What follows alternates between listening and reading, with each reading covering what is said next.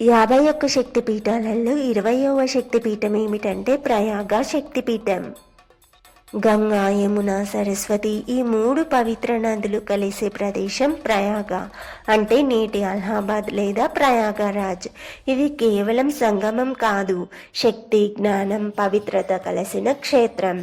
ఇక్కడే సతీదేవి కుడి చేతి వేళ్లు పడి లలితాదేవి రూపంలో శక్తి ఆవిర్భవించింది. భైరవుడు భవుడు రూపంలో పూజలు స్వీకరిస్తున్నారు. దక్షుడు చేసిన మహాయజ్ఞంలో అవమానాన్ని తట్టుకోలేక సతీదేవి తన శరీరాన్ని అగ్నికి అర్పించారు. శివుడు ఆమె దేహాన్ని మోసుకుంటూ సంచరించగా విష్ణువు సుదర్శన చక్రంతో ఆమె శరీరాన్ని విడగొట్టారు.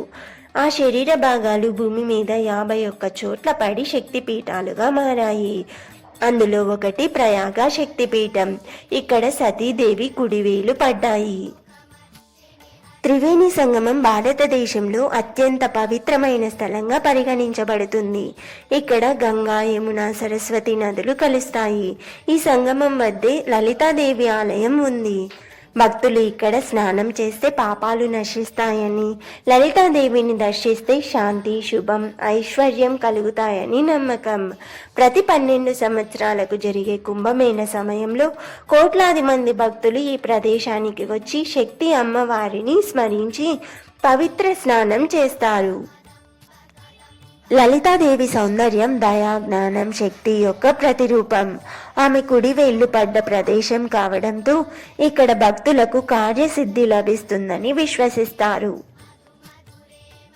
ప్రయాగ శక్తిపీఠం త్రివేణి సంగమం పక్కన ఉన్న పవిత్ర స్థలం.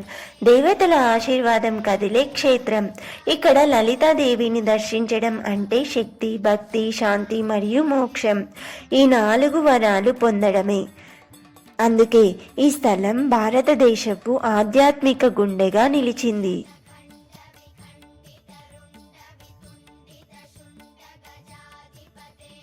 ఓం శ్రీ మాత్రే నమః.